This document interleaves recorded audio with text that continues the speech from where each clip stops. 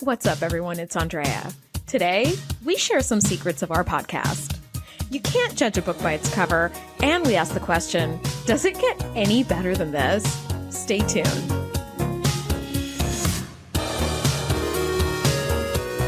Welcome to the TNG Podcast, the #1 place in the Alpha Quadrant to geek out about all things Star Trek: The Next Generation. I'm your co-host, Shereese. Hey, I'm your co-host, Andrea. Shereese, today we're talking Season 6, Episode 25, Timescape. I love this one so much. I'm so excited. I know. This episode was written by Brandon Braga and directed by Adam Nimoy, son of Leonard, who also directed Rascals. One. Yeah, he did Rascals and now this one. So it's like, hey, we get like a couple of winners. For those who don't totally remember Timescape, aboard the Runabout, which is the first time we see the Runabout, Data, Picard, LaForge, and Troy encounter time distortions. They also discover the Enterprise frozen in time while in battle with a Romulan warbird and seconds away from destruction. Yep. I love this one so much. Tell me your initial thoughts. Not to like color the pool, but like I love it so much. Tell me your thoughts. Girl, I'm coloring with the same crayons. Okay. My initial thoughts were, OMG, this is one of my absolute favorite of all time top 10 episodes. Yep. And I cannot wait to dive into this with you. The end. Yeah. Initial thoughts. That's it. What are your initial thoughts? My initial thoughts were, woohoo, top 10 by far. Yes. This is like a real top 10. This isn't like the other top 10s, which are really like top 25. This is like legit top 10, may even be top 5, but I need to look over my list. I was going to say maybe top 3. Yeah, really.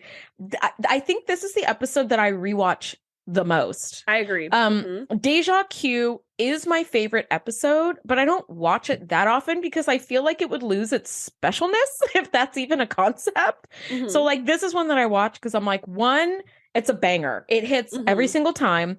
2, there is not a second wasted. We are still in that beautiful like economy of storytelling where like there are no frivolous scenes or waste of time, right?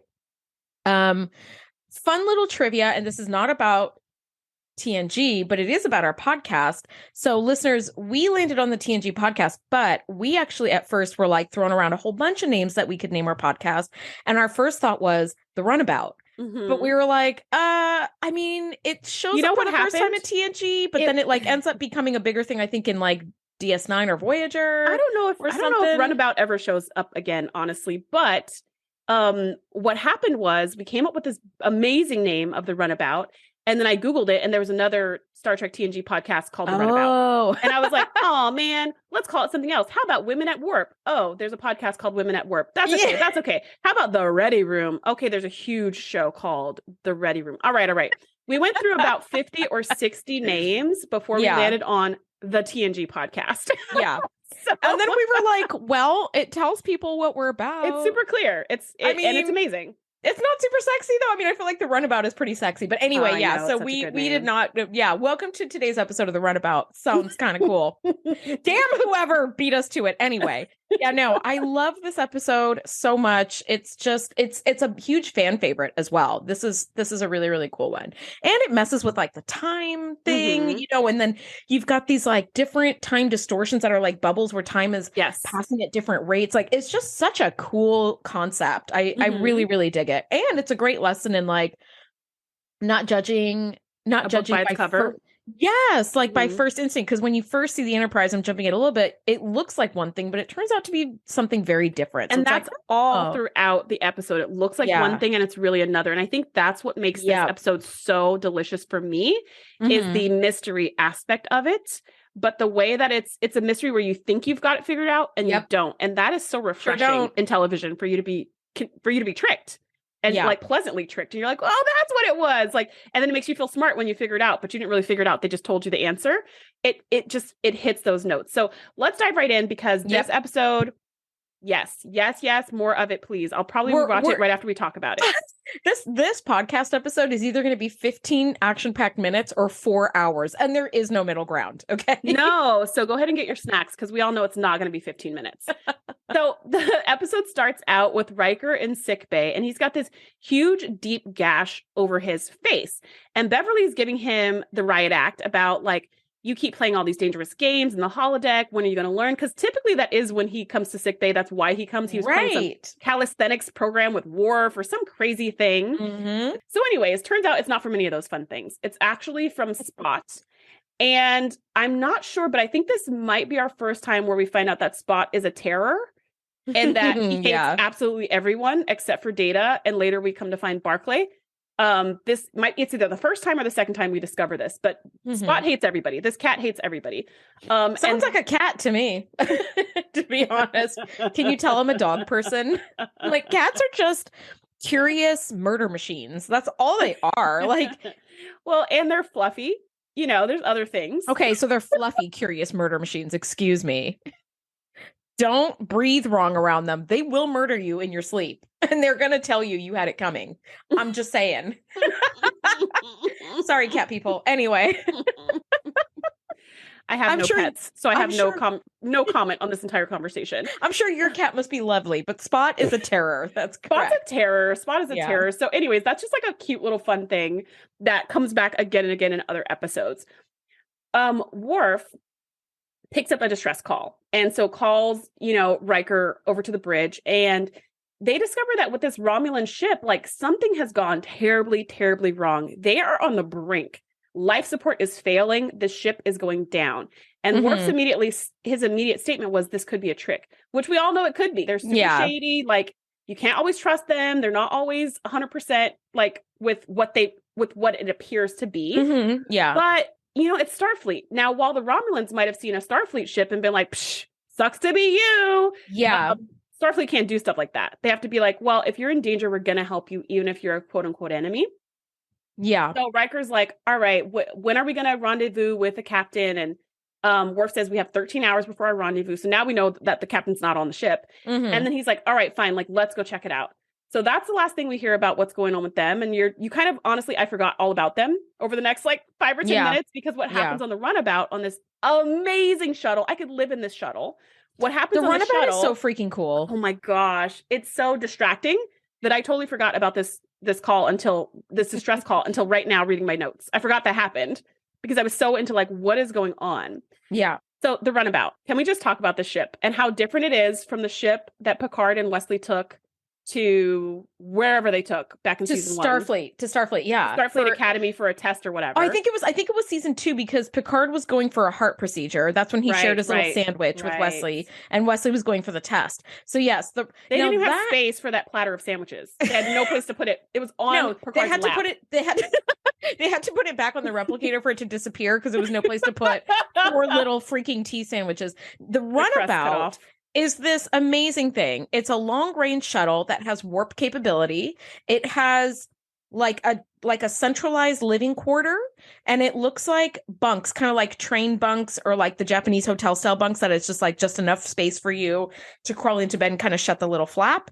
But they're having like a full-blown dinner. There are different rooms in the runabout, because it seems like there's a bridge and then kind of like the living area, and then some sort of tiny little engineering console. But like, oh my God, it is so, I mean, I hate to keep repeating the word cool, but it is so cool. Honestly, if there's an Airbnb out there that is the runabout, I'm renting it, because I don't care how much it costs. Yeah, I mean, I a little bit care, but I still want to be in it. Like, I say that like I've got rock star money, and I'm a teacher, so I very much money, care how it costs, which means no money. We've got no money, but we are very willing to take a donation to an Airbnb that looks like a runabout. Wouldn't that be so amazing, though? Oh my gosh! So I was just like salivating over this shuttle, and I was just thinking how far shuttles have come. Like, this shuttle is amazing, and maybe not all shuttles are the same. And why did they bust out this amazing shuttle for this one episode? I don't know, but I'm like, why don't we always travel and stuff like this? This is great. So anyways, enough about the shuttle. I want the shuttle, want to own the shuttle, want to live in the shuttle. Yeah. Moving on. We see the 4 of them sitting around this beautiful dining table and just kind of sharing stories about what happened in the conference. And as a scientist, I don't know how many scientific conferences you've been to, Andrea, but this really gave me a lot of feels. Back to like my time in college and my time in grad school. And I was just like, oh my gosh, sitting around with my like sciencey friends talking about the conference. And did you hear so-and-so's talk? Like, I don't know. This really struck a special chord that it could not have possibly struck in me as a small child. Yes. And you know what? I agree. I've been to many, many scientific conferences. I was lucky enough to present my research at a scientific conference. And I'm telling you, yeah, when you do the debrief with your friends and you're talking about so-and-so's talk or this other topic, naturally the conversation will turn to whose talks were the most boring and whose talks we couldn't wait to get out of, because we're like, oh my God, they just went on forever.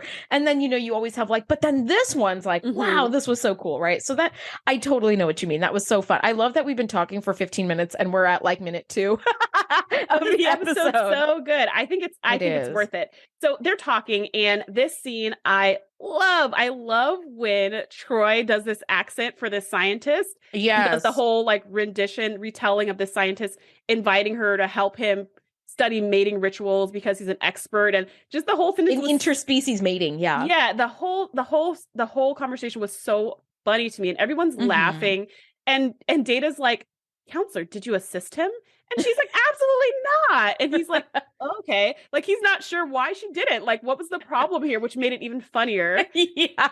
And Jordy's like, oh, that was a really great rendition of Dr. So-and-so. Yeah, and you sound just like him. How did you know that? And he's like, he really is an expert in that. That is literally his field. He wasn't lying. And you're like, oh my gosh. That's not a line. Yeah. It is a line, but it's also true. It's also true. I do love also the like after hours Picard, where he's like more casual, because he does this whole, he's getting a little silly, kind of like talking in the same monotone that this one professor was talking about. But it turns out that doctor was in the wrong lecture hall. So he was giving the wrong talk in the wrong room. But like, and I just love that, like, it's not Captain Picard that's talking. It's just Picard, right? Yeah. And as they're talking, Troy is chatting and she's like, okay. And she looks up with a mouthful of food and realizes that Picard, Geordi, and Data are totally frozen. And she's like, hello?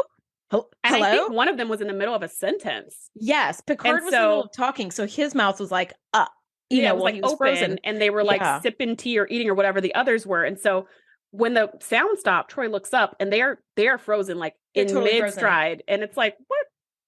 Yes. And as a Beta Z, she says later, it's like, I couldn't sense you at all. It's like you were not there. So they stay frozen for a few seconds, and then the conversation continues as though nothing has happened. And Deanna's like, what in the sacred chalice of Reeks is this? Like, what, and it cuts to credits and you're like, oh my gosh. I think that was a good bum, because you are like, wait, what did just happen?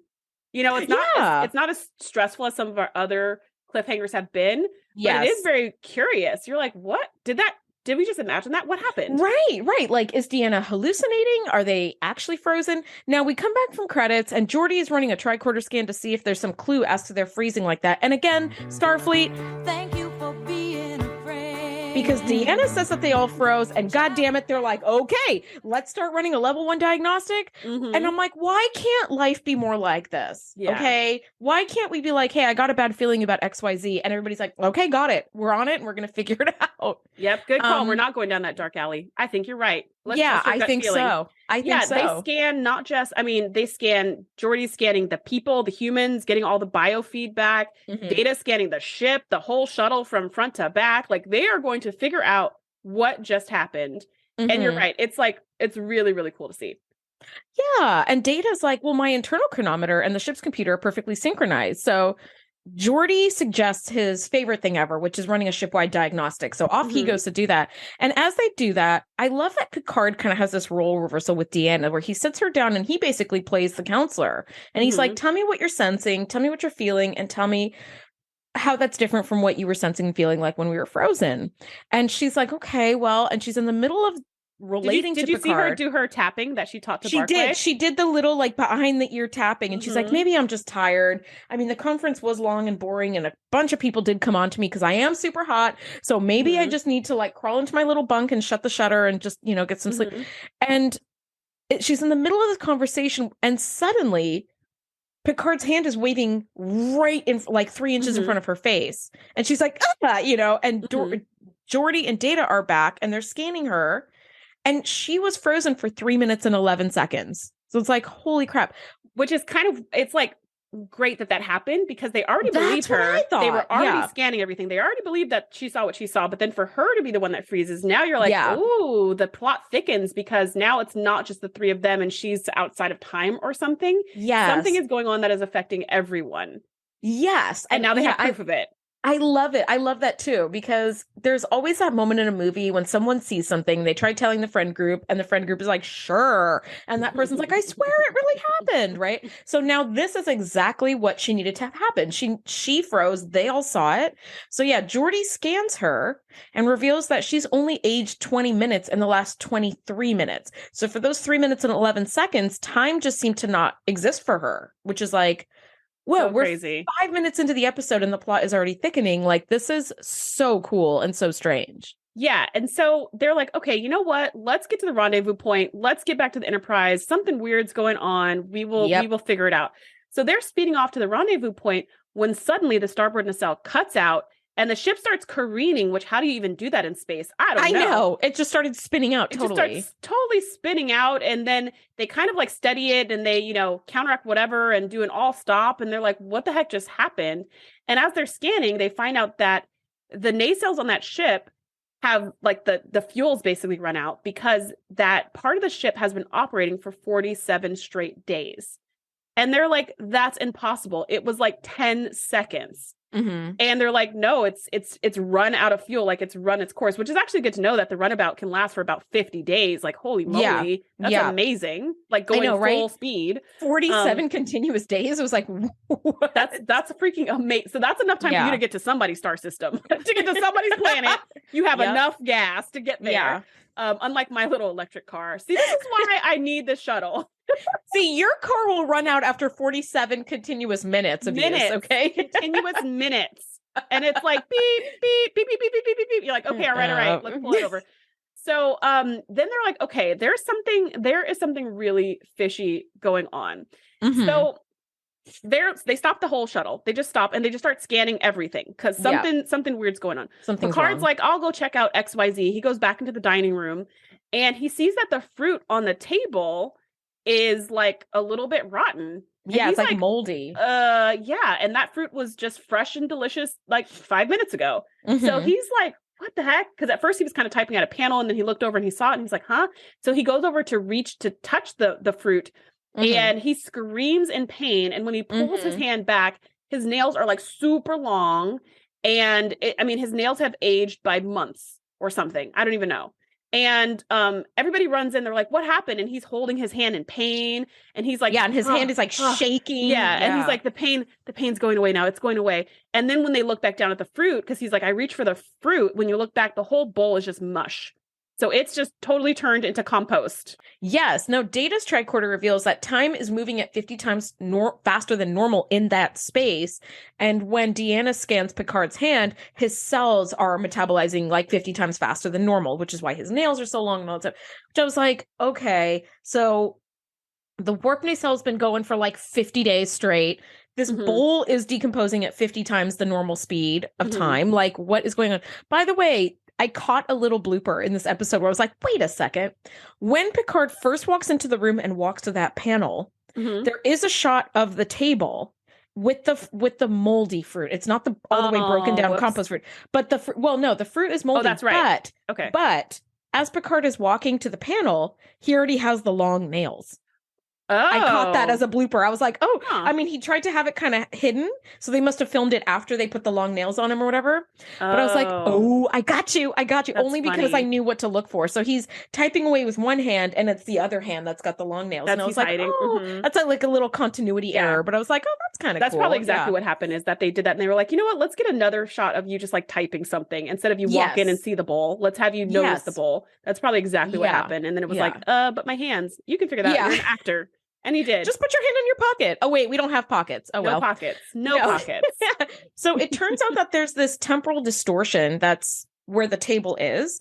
And it's large enough to cover the starboard nacelle, which explains how all the fuel was used up. Mm-hmm. So they're like, okay, sensors are now calibrated to pick up these different temporal disturbances all around the ship. And every disturbance that's littering the space outside has time moving at different rates. And I just love the concept of that so much. So we're back to crazy space bubbles. We have had crazy space bubbles before that also caused just random burning and explosions. So those are not good space bubbles either. But this one is a really interesting twist because it could be that you have a bunch of bubbles and that within those bubbles, time is going 50 times faster or time pauses or something. But no, every single bubble is a different size, a different shape, and a different time speed, which means there could be bubbles where time is going backwards. There could be bubbles where time is frozen. I mean, that's a really nice touch. That is super cool. And it makes it so fresh. And you're like, oh my gosh, how do we navigate around all these bubbles? Where do these bubbles come from? Because, you know, I kind of think of like a shattered mirror. Like there is a point of impact and you have all these little shards. But instead of shards, you have different sized bubbles where time is going differently in every bubble. So there was a point of impact of like time being literally broken apart and shattered, which is fascinating. I love it so much. I love it so much. Now they do actually, you know, Geordi's like, it looks like something shattered the space-time continuum. Like there's these bubbles everywhere, right? So they call it the fragmentation effect. And it actually turns out that it's sort of like a trail of breadcrumbs that's heading in the direction where the Enterprise is supposed to be. So they're like, oh crap, we better follow this trail of breadcrumbs and get to the Enterprise like right now. So they arrive at the rendezvous coordinates, but there's no sign of the Enterprise, and long-range sensors pick up like a teeny tiny little something, and they're like, okay, the fragmentation effect looks like it's increasing. We're getting closer. And I love that the sensors can't pick up the Enterprise, but Picard sees it out of the window. He's like, there it is. Like it's just there. But it makes sense because that's what Troy said. She couldn't sense them when they froze. Like they did not exist. Yes. So the scanners could not pick them up because they did not exist in the same time frame. Yes. Now, when Picard spots the Enterprise out of the window, it is bad. Okay. The Enterprise is completely frozen along with the Romulan warbird. The warbird looks like it's firing on the Enterprise and some sort of energy beam from the Enterprise to the Romulan warbird. And it's like, you know, like we're seconds away from destruction. The Enterprise and the warbird are trapped in a temporal fragment where time is standing still. So it appears like they are at the center of this temporal distortion trail where it's like, okay, it's originating from whatever the F is going on here. And it's just sort of going off into space. Yeah. And then the question is, what could have possibly happened between the warbird and the Enterprise that could break time? As far as they know, there's nothing on the Enterprise that can do that. Unless I can karate kick really high and I can't stop time. I don't know what they're doing. We could blow up the warp core and we still wouldn't stop time. Yep. What exactly could have caused a fragmentation in space-time all around us? Like we can't imagine that. So they're trying to scan, but as we just realized when we were looking for the Enterprise, we cannot scan these things. They're not in our time frame, so we can't scan them. So they don't know what's going on inside of either ship. The only way to know is to beam over to the ships and take a look around. Now, I love this conversation they're having. Oh my gosh. Right? This is like our nerd happy place right here. Nerd because, and thank God, it is Nerdvana. Thank God Data is there because he's like, hold the phone. If you beam onto the Enterprise, you would end up frozen in time as well. So like, so you can't do that. You can't just beam on, and I was like, oh, I wouldn't have thought of that. I'd be like, 2 to beam up, phew, and then I'd end up frozen. And then we never see them again. And then we'd be like, can we beam them back? No, because we cannot scan inside the ship to find them. Yeah. So it's like, okay, so what we're going to need is some kind of force fields that are around us to with a little bubble of our time, so that way we don't get exposed to their time and get frozen. But then Geordi's like, okay, but we also need to interact with the ship, with people, with objects. So the force field has to be like skin tight so that we can still touch buttons and open panels and whatnot. So then Picard's like, well, can we use the force fields like we did on Davidia 2? And I was like, woo! Thursday, bring it. And I was waiting for I thought the same thing.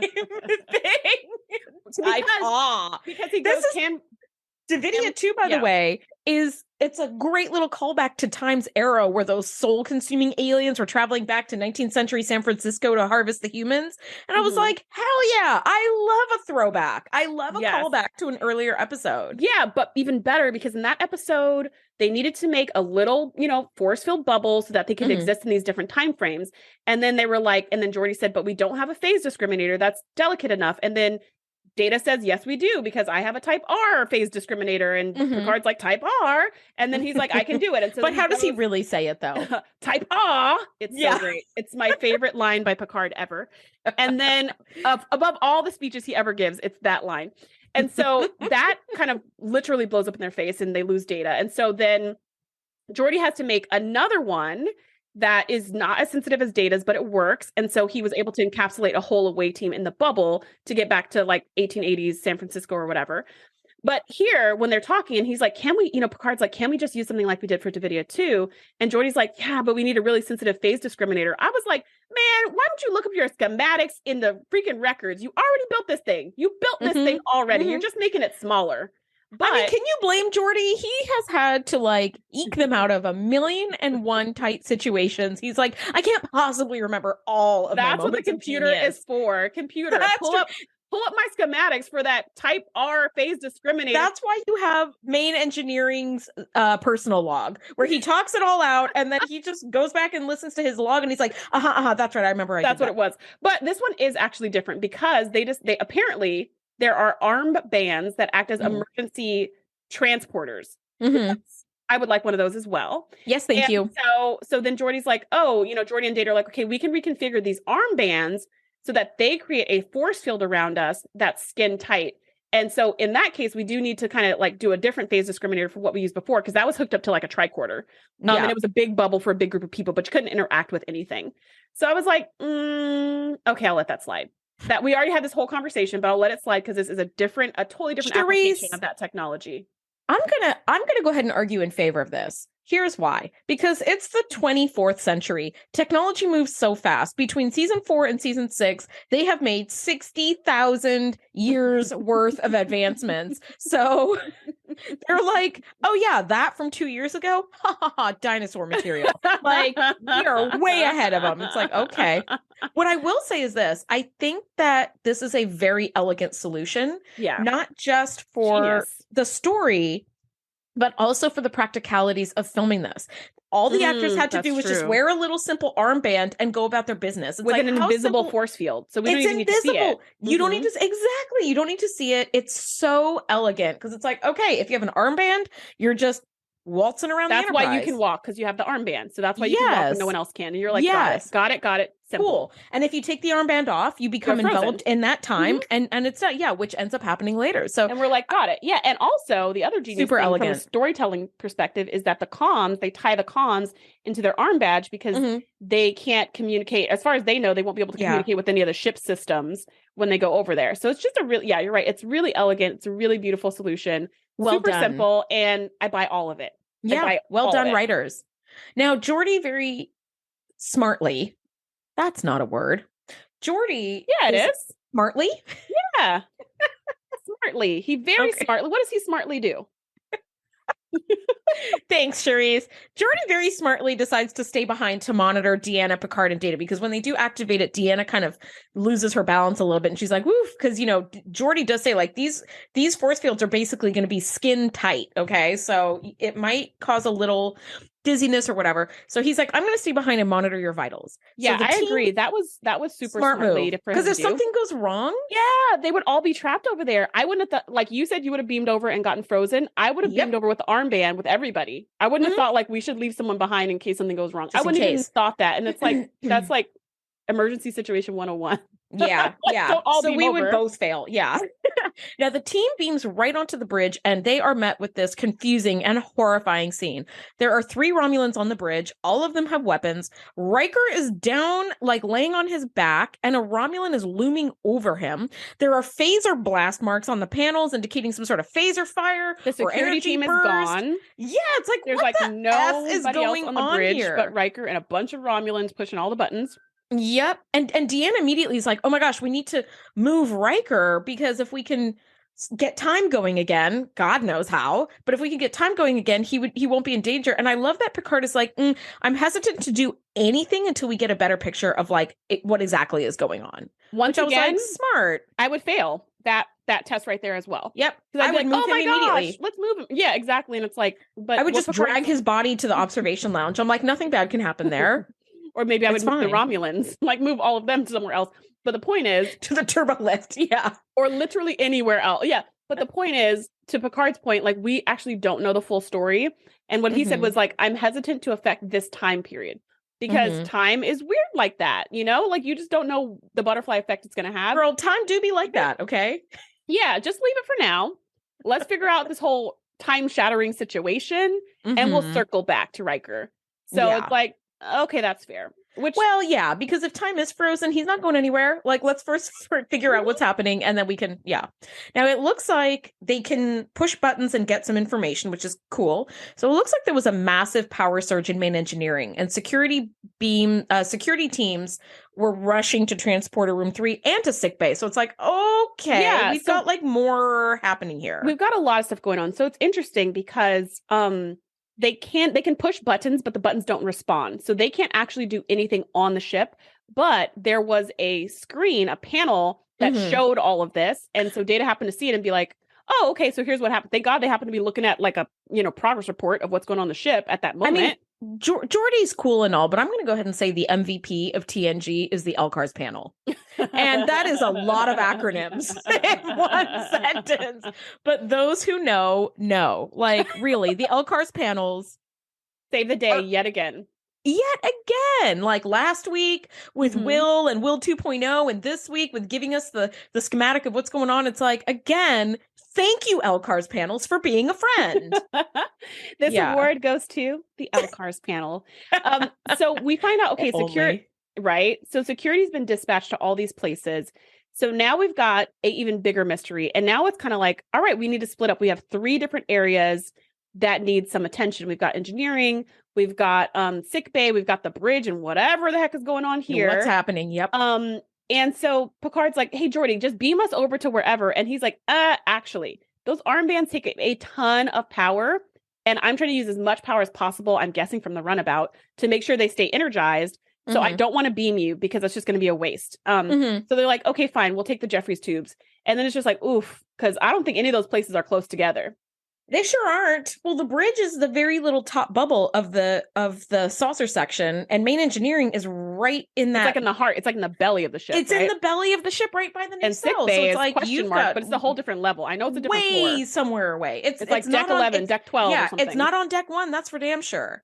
Now, here's something that I never understood, and I'm hoping you or somebody who's listening could explain this. They're like, okay, it's going to take too much energy to transport around, so let's use the Jeffries tubes, which makes sense because the turbo lifts aren't working. Cool.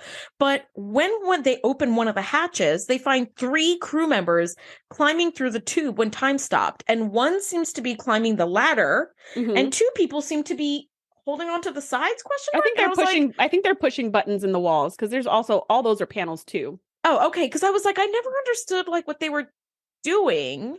Yeah, when they work sometimes they work inside the Jeffries tubes and they pull the panels off, and there's like wires and cords and stuff. So sure. I think they were all working in that particular junction. Okay. They were engineering team and they were working on the ship. And one guy just happened to be going up the tube for whatever reason. But so they couldn't go that way. And Troy said something like, can't we just go around them or like push them out of the way and put them back or something? I don't know. And Picard's like, no, we'll just find another way. And I was like, oh man, do you remember that time, Andrea, we went hiking and then we got lost coming back off the mountain and we had to go back up the mountain and then come back down? No. Okay, well, I remember that time. I don't remember that. And this triggered that memory. Seeing them being like, well, I guess we better go back up. I was like, oof, not again, not back up. We already came down. How many flights? We have to go back up. Oh. But that's because I'm not a big we were hiker. Camping? I'm like, I don't remember that. Okay. We were camping. Right. We weren't hiking just to hike. We were hiking because we were camping. And that's what you do when you go camping, apparently. So, girl, the apparently was not lost on me. Okay. I heard that. And I'm like, okay, I'm getting ready to go camping this weekend. So I'm like, ooh, more hiking. Yeah. For those of you who don't know, Andrea would absolutely survive the zombie apocalypse because she can survive in the woods. She likes it. She's good at it. She has crazy amount of skill at it. I, on the other hand, am an urban baby and would die very quickly. I wouldn't even make it to the woods. And if I made it there, I wouldn't make it out of the woods. Well, to be fair, I wouldn't make it out of the woods. I guess I could survive in a very specific type of apocalypse. But if it's a time apocalypse, I would just beam myself to the Enterprise and be equally as effed as everyone else. So, let's not go giving me too much credit. But okay. I guess all is fair in time and war. Well, in any case.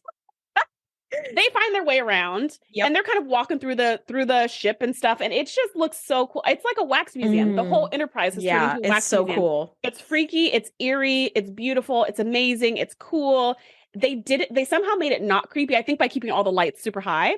It wasn't creepy because it could have gone if the lights were flickering, it would have been like, what the hell? Yes. But I gotta tell you, Deanna makes it to sickbay. And like she's walking, through the hallways, she gets out of a junction and I guess onto whatever deck sickbay is on. And she turns a corner and goes right into, like almost crashes right into a crew member who was also walking around the corner when time stopped. And so Deanna's like, oh my God, oh my gosh, right? And she kind of does this like hands to the woman, but not touching her to make sure it's like, okay, you're there, I'm here, okay. Right? Which is just such a jump startle. You know what I mean? It's a jump scare. Yeah. I was like, ooh, gosh. But as she makes it into sickbay, another horror meets her eyes. Guess what, Shereese? Deanna walks in and sees a Romulan shooting Beverly in the torso with a disruptor, point blank range. And I was like, oh, and we can actually see the destruction of the disruptor in her torso. Like you see the torso is almost gone. And it's got these orange like gaps around the holes that used to be in her torso. And you're like, oh, F. Shit, Beverly's she's not going to survive this. Yeah, she's 100% dead.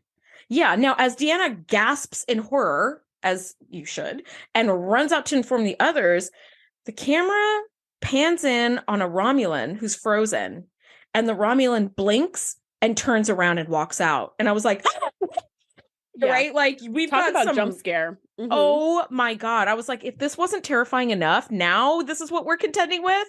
And nobody knows that these Romulans, however many there are that are like not frozen in time, are also loose. I was like, oh my God. And then this just raises so many more questions because you're like, why is that one Romulan not frozen? And what are they doing? And why is she following Troy? And where is she going? And what is she up to? And it's just so many questions. And it kind of, it harkens back to next phase where Ro and Geordi were in a different time, and there was one Romulan who was also in a different time, but in that one they were being super shady, and he was trying to like, you're gonna fix me or whatever, and then he tried to like shoot Ro, and it just got really crazy. So when you see this Romulan do that, you're like, oh boy, here we go again. This can't be good. Like whatever she's up to, this Romulan, it's bad news. So Troy rushes into the transporter room because that's one of the places where security had been dispatched. And she's rushing to tell Picard what she just saw. And she's like, oh my gosh, Captain. And he stops her and he's like, look at this. We're beaming over a bunch of injured Romulans. Like, why would we beam over Romulans in the middle of a battle? This is weird. Isn't this weird? Yeah. And she's like, yeah, it's weird. But also the Romulans are unarmed, which is like, what? This doesn't sound like a battle. Wouldn't matter though, because their disruptors would be deactivated in the transporter beam anyways. Oh, you're so right. And I love you so much for knowing that. Yes. Yeah. They would be totally deactivated. Bring all your disruptors. Yeah. Bring your missile launchers. They're not going to work. Yeah, they're not going to work. But yeah. And so he's like, isn't that weird? She's like, yeah, that's really weird. But anyways, what I was saying is Beverly's dead. It's just like, oh my God. You're like, I'm sorry, what? Yeah. Yeah. And then it's like, wow, that's awful. Well, let's get to engineering. You're just like, oh my gosh, because how do you even absorb that information? I know. Plus, there's a clock. We have to figure out what happened. We have to figure out what went wrong. And maybe there's some way we can fix it and save everybody. But right now, we have to get to the bottom of this. So, and this is that military compartmentalization that is so admirable that you can see these horrible things or hear these horrible things and be like, all right, back to the mission. We got to get to the bottom of this. They make their way over to engineering. And when they walk in, Data's like, I think I found the source of the disturbance. The warp core is breaching and it's in progress. And they're like, wait, what? They're like, yeah. He's like, yeah, the warp core has breached and the ship will be consumed. And I forget what he said, 9 hours. That's what he said. The ship will 9 hours, 17 minutes. Yeah. And there's no way to stop it. And Picard's like, but I mean, I thought nothing was happening. Everything's frozen. Yeah. And Data's like, everything is frozen to our perception. But because my visual range is like further than humans, I can tell that this cloud is moving like right at the edge of my threshold of my vision. I can tell it's getting bigger. I can tell it's expanding to the point where I can calculate how long it's going to take to envelop the ship. Right. Well, because an explosion moves so fast. Right. Compared to humans. Time hasn't stopped. It's just slowed down so much that we appear frozen. But the explosion, because it moves at like the speed of light practically, it's going to consume the entire Enterprise in 9 hours and 17 minutes. So as they go about kind of Deanna and Data kind of start talking about this, and Picard goes towards the cloud that's coming out of the warp core, Picard starts laughing. And when we turn and look at him, he's made a smiley face in the smoke, which I was like, that sounds like something I would do. But this is my favorite Picard scene. This scene where he's giggling and makes a smiley face. And then he's like, like, I just love seeing him giggle and just be playful, because you never see that. You just never see that from him unless he's been taken over by some kind of alien or drunk virus or something. Yeah. And it's just, and in this case, the same thing. It's like hypoxia that's causing him to go crazy. But I love this scene where he's just giggling and laughing and so playful. And I hate the second after this where he starts screaming in terror. Like that's like my least favorite Picard scene. Yes. It seems like the time distortion has given Picard some sort of temporal narcosis. And holy moly, major kudos to Sir Patrick Stewart for absolutely knocking us dead with his incredible acting chops, because he went from serious to playful to silly to dizzy to normal to freaked out. And then, you know, because he's kind of losing it because of the temporal distortions effing with his brain, he turns and starts trying to be like, get me out. But he's up against like glass. So like he's trapped. Oh God, it was just super scary. So, you know, Deanna's like, Geordi, get us out of here. Right. So turns out he's been affected by the temporal distortion and it's getting to him. So Picard decides to stay aboard. And now Geordi, Deanna, and Data beam onto the Romulan ship to try to get some answers. Which is so fun also, because now we get to see what's going on the other side, because Data presumed, he said, well, maybe it had something to do with his energy transfer. Yeah. Maybe that caused the warp core breach. So let's go check out the Romulan ship. So they head over there. Plus, Troy is supposedly the expert on Romulan ships because she was kidnapped by the Romulans once. Yes. Remember, so she had to pretend to be Tal Shiar. Yeah. So now apparently she knows where like all the parts of the ship are. And I was like, I don't know if I buy Suddenly that. She's an engineer. Exactly. Now she knows the schematics. Like, she was kidnapped. She wasn't building She was on, to be fair, she was on that ship for 2 whole days. Okay. She learned everything about it. She gets on the ship. She's like, it's usually held right there. It's usually off to the left, right to the, you know, you unscrew the top 2. How did you know any of this? Girl, you did not know this. You do not know this. You were on the bridge and you were in the cafeteria. And you're shut in your quarters, and you went to like the shuttle bay. Those are all the locations of the ship. Girl, she knows all about the quantum singularity. She's all she really does. A freaking Romulan propulsive expert all of a sudden. But whatever, it works for the story. But here's what they find. Are you good? Like back in season 1 when suddenly she's like a linguistics expert and also a hypnotist. And you're like, okay. The woman has a lot of tools in her belt, okay? But here's what they find aboard the Romulan ship. And this is why it was so valuable to go over there. They find that the crew is not at battle stations. It's on evacuation alert. And they're like, what the F? Like, the plot just keeps thickening and thickening and thickening. Looks like the Romulans are trying to shut down the power transfer. And this is looking less and less like some sort of battle. They decide to look at the engine. And there's an energy vortex. It looks like the origin of the tear of the space-time continuum. And it starts fluctuating because, you know, Data scans it with his tricorder, because that's what you do.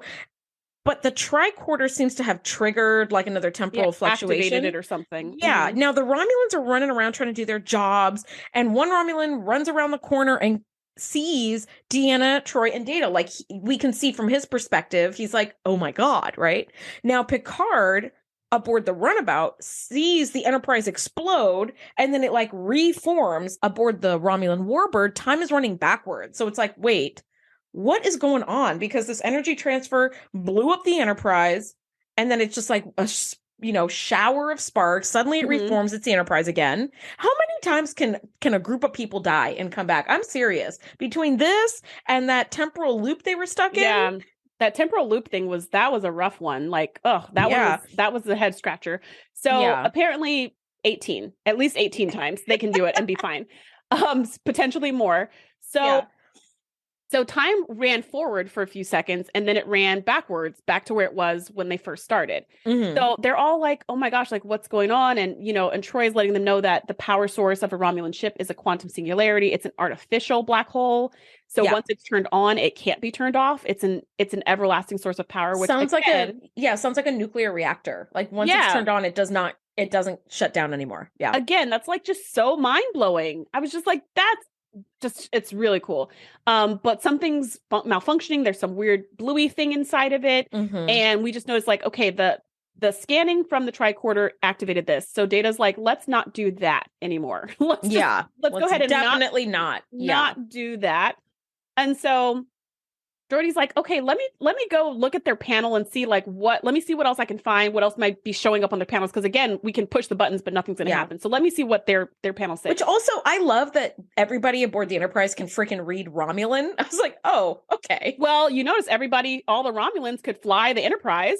They were all on the bridge pushing the buttons at battle stations and whatnot. Yeah, you're right. The ship. They could. So, I mean, maybe it's that universal translator that just also gives you universal knowledge. Eyes? Yeah, I guess. I don't know. I couldn't call it, but everybody knows everything here. So we're buying it. And Geordi goes over to the panel to see what that says. And he pauses and goes, wait a minute. There's another Romulan man standing kind of in the middle of the room. And he looks and he goes, Data, was this guy standing here a minute ago? He recognizes, it's like spot the difference. He recognizes that this one person is out of place, which I would not have recognized in a room full of freaking Romulans. I wouldn't have noticed that one Romulan was in a different spot. I feel like I might have, only because he was right in the middle of the walkway. So Geordi had to go around him the second time to get to the panel. If he had been standing up against a wall, I wouldn't have caught that at all. Yeah. Yeah. Well, Geordi notices, and as soon as he points the guy out, the guy unfreezes because he was never really frozen. He was pretending. Mm-hmm. And he reaches out and grabs Geordi. And then that grabbing does something to the skin tight force field or something. But we see this yellow flash of light. They both fall to the ground. And Geordi starts shaking uncontrollably. I think he kind of zapped him. He had some sort of some kind of energy power. Yeah. Yes. Because we've seen that before. Remember where in Symbiosis? God, it was yes. In Symbiosis, they have these they can create their own. Yes, it's cool. Electric eels, right? So it seems like this guy had electric eel power and zapped Geordi, which put him into neural shock, and he keels over as well. And the team is oh my gosh, what do we do? So they run over and Deanna scans him and she's he's in neural shock, he's dying. So Deanna, thankfully being quick on her feet, rips the armband off of Geordi, which freezes him in time. So she's hopefully when we figure out what's going on, we can get him to sick bay. But for now, again, at least, so clutch. I was just thank God Troy is on this trip. I wouldn't have thought of that either. If this had been what do we do? Yeah, if this had been season 1 Troy, she would have just cried a bunch and then been I don't know, I feel his pain, and then he would have died. The pain. Yeah, that's exactly what would have happened. But she came in so clutch, and I wrote that in all caps in my notes. I was wow, such quick thinking. I would have thought of that. Genius. So they beam them back. They beam the Romulan, and they leave Geordi there, but they beam the Romulan back to question him or help him, whatever. They can't help him. They don't have, I don't even know if they have a medical kit on the runabout. They can't help. Plus, even if they did go to sick bay, they quickly find out that this being is not from our reality. Mm-hmm. He's just taking on this physical form. He's a little bit like the Traveler. Mm-hmm. It gave me very much Traveler vibes. Yeah, definitely. And that guy, John, who Beverly fell in love with, who transformed or whatever. Beam. Yeah. So he just took on this Romulan form, but this isn't his normal form. So whatever this be, or also a callback to Time's Arrow, those creatures. Yeah. So he's some kind of energy being, something, time traveler, whatever. So we wouldn't have been able to help this guy anyways, and he's going to die, and it's very clear. But he tells the story of what happened. So now we get to the bottom, and we find out that they have to put their young in a black hole as part of their gestation. They put their fertilized eggs or whatever. Just so cool. Again. So cool. Into a black hole, and the black hole helps them to mature, and then I guess they come out some kind of way. They did not know that the Romulan Warbird's engine was an artificial black hole. So it turns out that their young that they placed there are now dying because whatever energy, nutrients, who knows what they get from natural black holes do not exist in artificial black holes. Yeah. And so now their young are in trouble.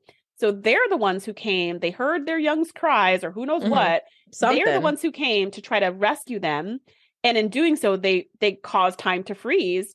They were the ones who were firing from the Warbird to the Enterprise to try to break the energy transfer because it was damaging. It could have hurt their young.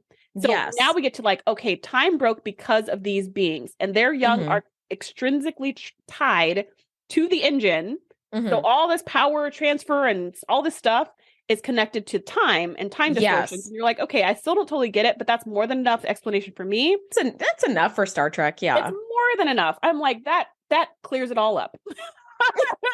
It was your babies hiding in the engine. It clears it all up. Yes. So it turns out that the Enterprise was executing a power transfer to try to jumpstart the Warbird because as these little time traveling babies, were in this artificial gravity well as a nest, it caused the Romulan engines to fail. It's like putting grains of sand in like a processor or something where it's like, oh yeah, suddenly it's not working, right? So the Enterprise, being good people, they were like, we'll help you, right? So they're trying to jumpstart the Romulan warbird, and it's the energy transfer that's going to kill the young. So that's why these like time traveling aliens started using the Romulan warbird to shoot at the Enterprise to stop that from happening, right? But while he's talking, this alien's molecular structure is destabilizing, so he's not going to last. And he says, you need to stop the power transfer. It will kill the young. And he's like, there's one other with him. Right, because Picard says, is there anyone else with you? And he's like, yes. And he says, there's one other. Yes. And then he like, phases out. And he dissolves. Yeah, he phases out like the Traveler, and it's gone, right? And now the engine core breach timer is down to 7 hours and change, and they still have no better idea of how to, 1, stop the power transfer, and 2, affect the temporal disturbance in any kind of way to like make it do what they want it to do. So here's where Picard and the sci-fi team come in, because he's like, I wonder if we can reverse the process that we saw earlier, where time went forwards and backwards. Like, what if we go backwards in time before the breach and the power transfer, stop those things from happening, and then make time go forward again, so we can kind of go back, do a mulligan, and then go forward again, right? If Data triggered the disturbance with his tricorder, perhaps he can do it again, but in a calculated way, kind of like on Davidia 2. They're like, all right, okay. Again, I buy it. The technology of this episode is perfection. By the way, it would take so much more than 7 hours for me to try to think of a solution. I would just be like, think faster, Beverly, think faster, right? Like I love their ability to be like, but it might work for us. And they have all these solutions all of a sudden, right? But what they do is they also say, okay, each one of us is going to take a position somewhere important before Data kicks time backward. Like Troy's going to be in sickbay with a phaser to prevent Beverly from being hit. Data's going to be in main engineering to try to stop the power transfer. Picard's going to be on the bridge to like protect Riker, right? So they start this time thing. It starts going backward. The warp core breach has been reversed, and Data has to stop the energy transfer. And as he's about to do it, that other like temporal alien runs into main engineering and with this really cool distorted voice says, "You must stop!" and like zaps Data. Which to me was so frustrating. I was like, he's trying to help you, lady. He's trying to stop. He was trying to stop all of this, but you don't know what's going on. So you just react to think like, why is he affecting time? What's he doing? Because time starts to go the way that they want it to. It starts to rewind. And that's when she comes around the corner and zaps him to be like, stop what you're doing. But it's like, but he's helping. Like everything you want to happen is going to happen if you would just take a step back. But there's no time to think. There's no time to have conversation. No time. Freaked out and zapped him. And then he collapses to the ground. She collapses to the ground. And we know how this story ends because it just happened to the other guy.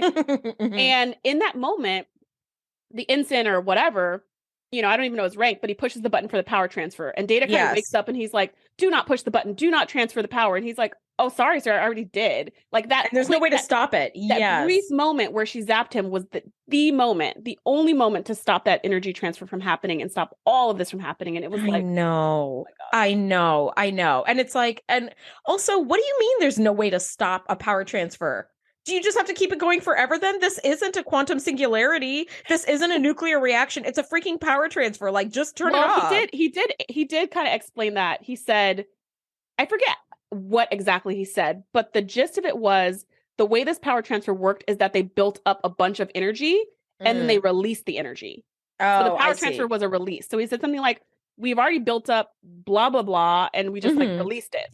Oh, so, see, in my mind, I was just picturing like a light switch. No, in my mind, I was picturing like a cartoon Enterprise D flying around with just a beam of light just constantly coming out of it. They're just flying around at warp speed, stopping off at planets. That energy beam is still going. They're like, I don't know, we don't know how to turn it off. Nobody knows where the kill switch is. So every planet knows we've been by. Suddenly every planet's solar panels are charged to max, like for years. Now, so that's happening in main engineering. Meanwhile, in sickbay, Deanna keeps Beverly from being shot, right? They reverse time, and then she ends up, Deanna ends up pulling out her phaser, and she's like, back away from her, right? And it turns out that the Romulan was actually shooting at that temporal alien, but Beverly got in the way, which I was like, oh, cool. This is more of the, like, it's not what you think it is, right? Where Beverly kind of touches her stomach, and she's like, gosh, I've never been happier to, like, feel solid flesh under my hands. And they both are looking, and they're like the guy with the phaser when Troy's like, where did get she away go? From her. Yeah. Like, get away from her. He's like, where'd she go? I wasn't firing at her. I was firing at some alien who's pretending to be a Romulan. But where is she? And then you're like, oh no. Because Troy never met her, right? She followed Troy out and went who knows where.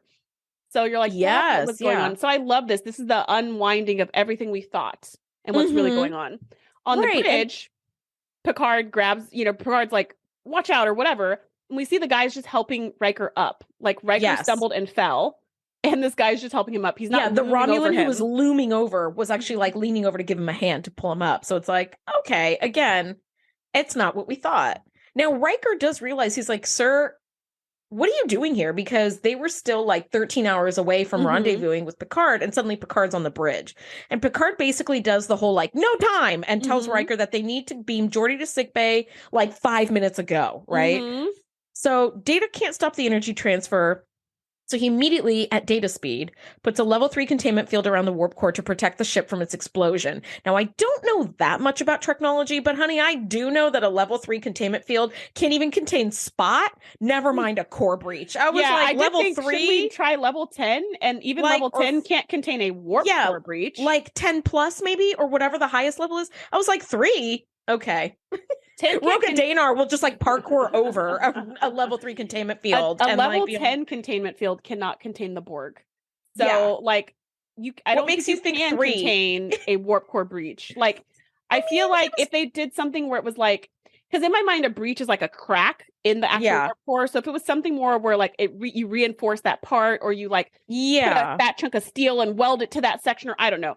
So maybe that's what this level 3 containment was supposed to be. It just it's just sealed the tiniest little crack where the pressure would escape.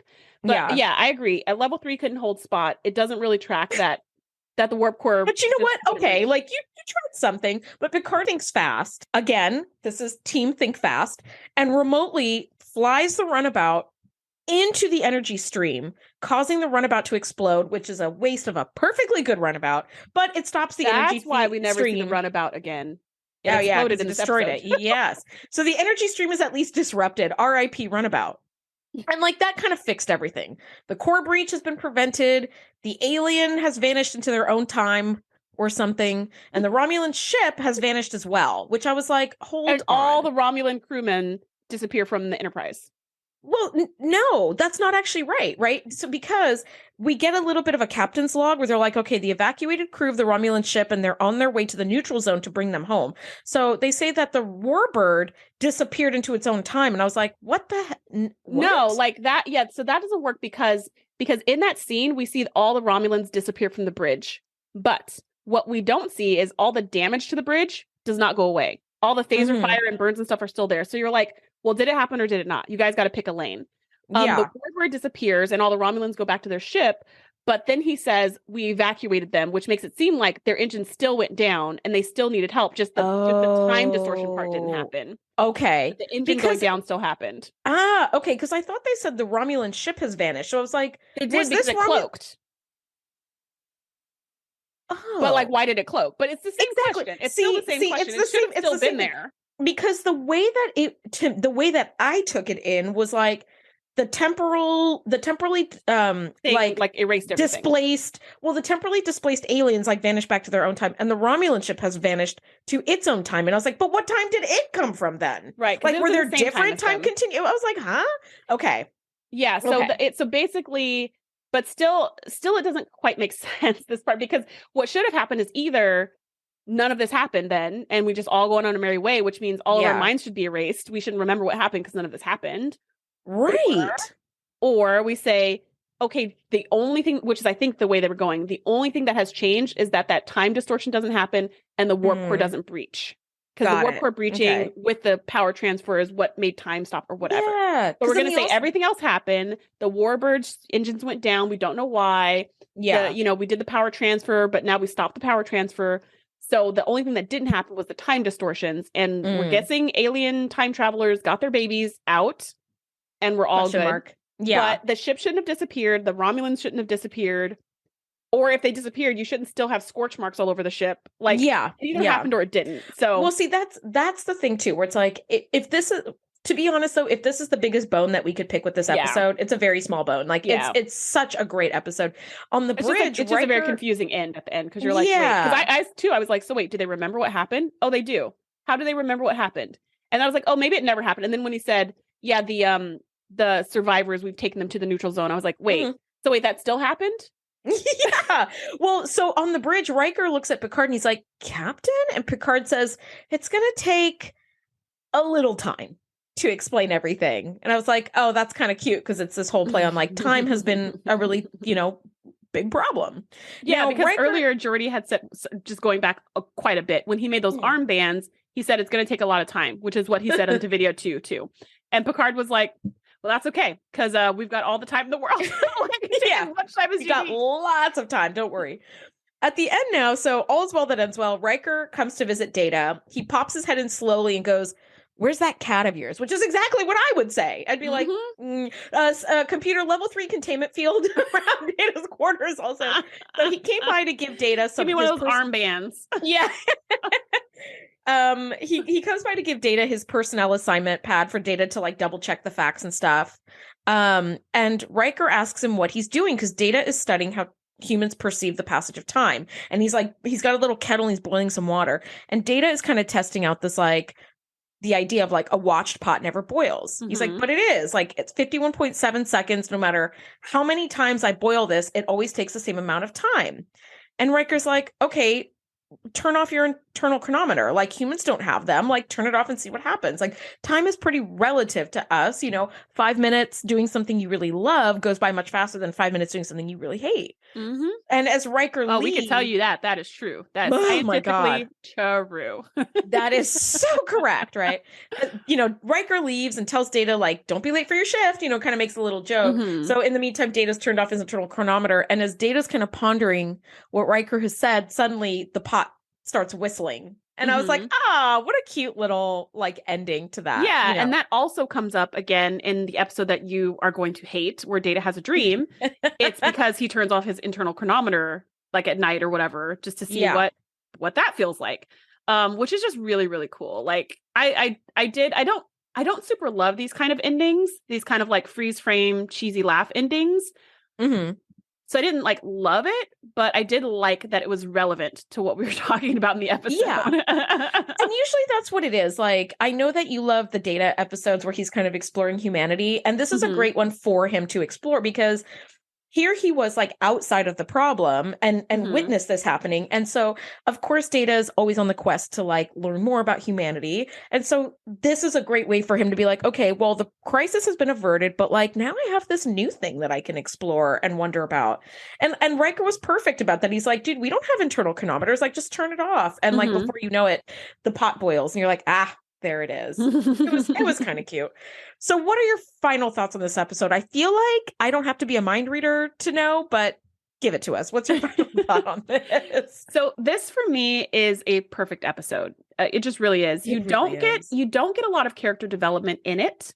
So that would probably be, other than the fact that the ending was a little confusing, my only other bone to pick would be like, yeah, you don't get a lot of character development in it, but you get action, you get mystery, you get this cool technology, you get time distortions, you get space battles. I mean, come on. I put 5 stars. Everything. So good. Yeah. What about you? What are your final thoughts? Honestly, my final thoughts are simple. It's a perfect episode. I love it so, so, so much. I mean, if I watched it every day, I would be fine with it. It's just perfect. It'd still be cool. Yeah. It would still be super cool. So, all right. On that note, we're just wrapping up like the greatest episode. Next week, we are talking season 6 finale, Descent Part 1. Thank you guys so much for geeking out with us on this marathon episode. We'll see you next week. Bye. Thanks for geeking out with us. Be sure to join the crew at thetngpodcast.com to be the first to know when we do our live shows or host events exclusively for our members. We'll see you next time.